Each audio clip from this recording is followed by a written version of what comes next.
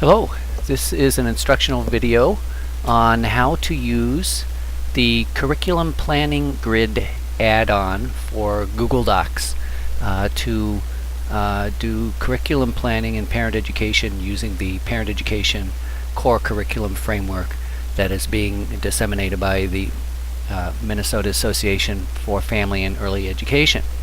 I have my Google Drive open here, and if you go to Google Drive, which is drive.google.com, assuming you have a Google account, you just click on New, Google Doc, and that will bring a new Google document up. If you already are in Google Docs, you would just create a blank document by going here under File and clicking New Document. Okay, so we have a blank document open in Google Docs. Now the first thing we want to do is make sure that we've installed the add-on.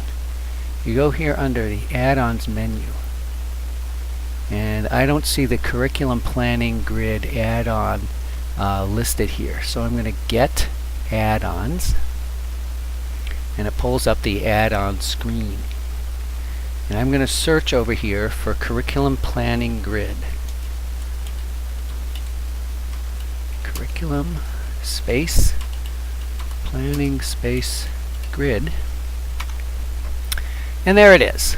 There is the Curriculum Planning Grid add-on listed. It's noted here with the blue button that it's free, so you click on that and that should automatically install.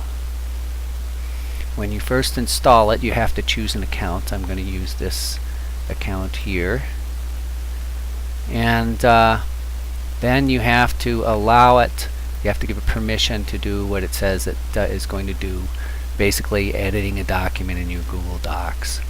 So I'm going to allow that add-on to do that. And then it just installs the add-on in your Google Docs automatically, and it pulls up a little splash screen with some initial advice. It says Curriculum Planning Grid. Start with a blank document, which is what we're doing. It's under File, New Document, and select Create Curriculum Grid under the Curriculum Planning Grid menu item. So I'm going to get rid of that splash screen, and so everything is under the add-ons menu. Click on that, and there now, since it's installed, is the Curriculum Planning Grid menu, and I'm going to click on that to stabilize the submenus. And according to the instructions, we start by creating a curriculum grid. Start here, so I'll click on that, and that generates a curriculum grid similar to what you see in the Parent Education Core Curriculum Framework pamphlet. And then, so I'm going to show how I might use this to create a lesson plan for a particular topic. Okay, I'm going to pick as my lesson topic, I'm going to say children and art. So I'll just, children and art is my topic. So I'll just manually type that in.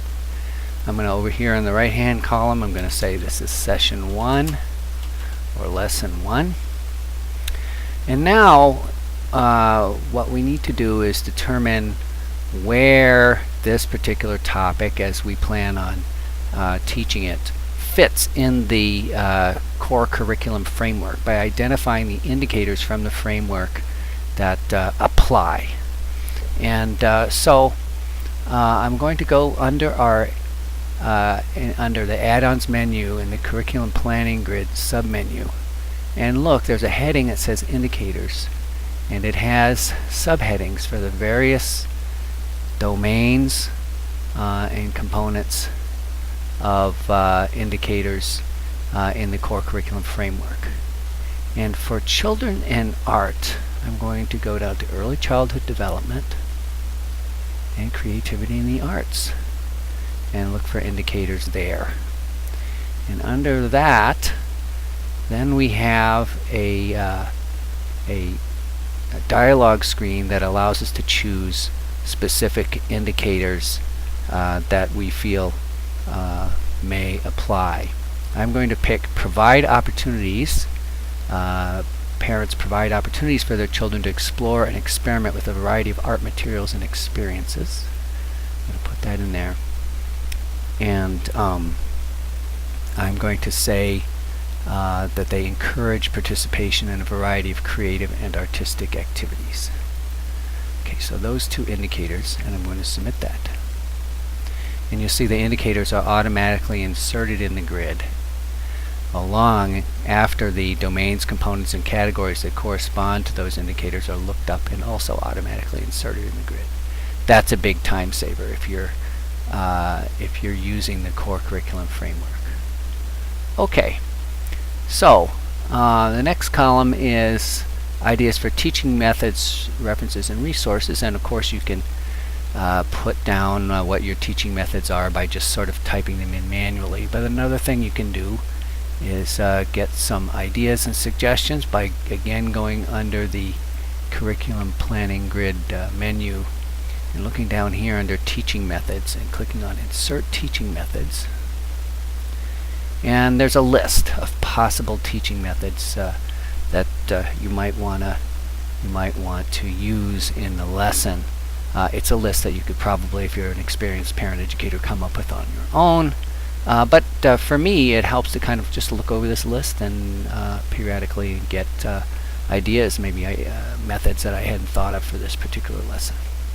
So I'm going to say, I think I'm going to use joys and concerns sharing at the beginning of all my parent groups. I'm going to use a handout on children and art, and then we'll have a large group discussion. So I'm going to insert those methods. And those are automatically inserted here.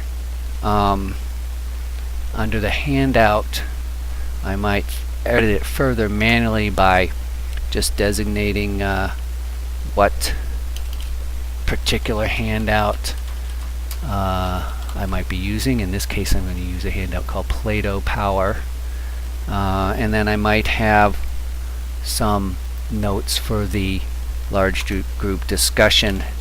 In this case, I'm going to say difference between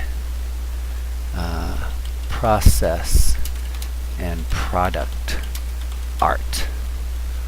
Okay, just so that I want that in my lesson plan summary. Okay. Also, we're encouraged in our planning grids to put ideas for child development links in, and that's another thing that this add-on facilitates. We go again to the Curriculum Planning Grid menu under add-ons. These child development links are all from the 2016 Early Childhood Indicators of Progress put out by the Minnesota Department of Education. And so I'm going to look under the arts, and I'm going to say, let's see, interest in art, certainly, and I'm going to add another one, the arts for uses art for self-expression. Okay, so we've got a couple of child development links there, and I'm just going to, for parent-child interaction questions, I'm going to manually type in the question,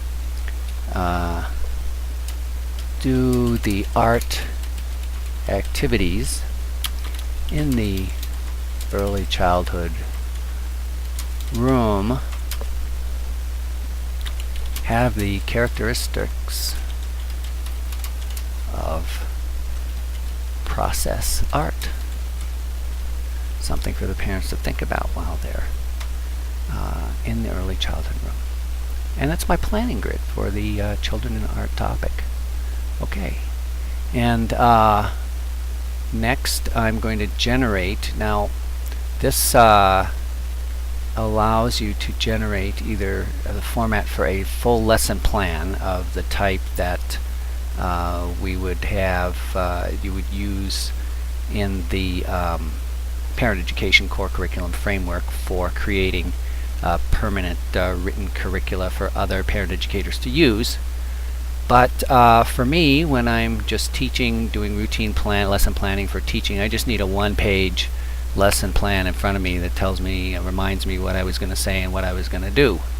And for that, I created a lesson plan summary that just basically has basic information plus the teaching methods I was going to use for the lesson plan. To create, again, the full lesson and insert it at the end of this document, you would click on Create Lesson Plan. I'm going to click on Create Lesson Plan Summary. And what that does is it creates a lesson plan summary and just inserts it at the end of the document, and same document as an additional page. Now, one thing about this is that since the curriculum grid really needs to be in landscape format, it's automatically created in landscape. So the lesson plan summary, which would perhaps more naturally be in a portrait oriented page, is on a landscape page instead. But if you want to print it out in portrait orientation, you can just copy the lesson plan summary page and paste it into another new Google Doc document. And you can also, of course, edit this whole document in any way that is convenient. So the lesson plan summary, as you can see, under lesson procedures, it automatically, when you generate, automatically inserts the teaching methods that you identified in the grid. It will automatically insert them in a new table down here, including the comments that you manually typed in.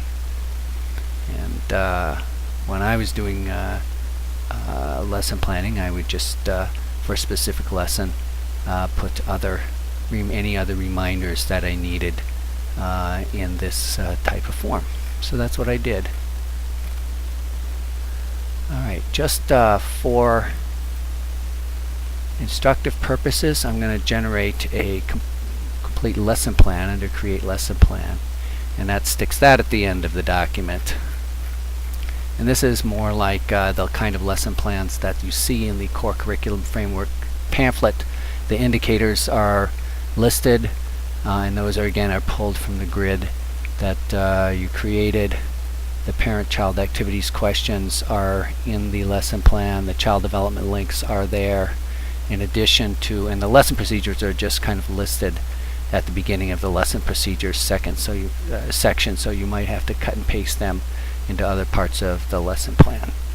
So it provides a little bit of time saving as far as retyping things into a lesson plan if that is what you are doing. So that's basically it. That's how to use it. Now, if you want to create another grid, you just need to start with another blank document. So you go File, New Document,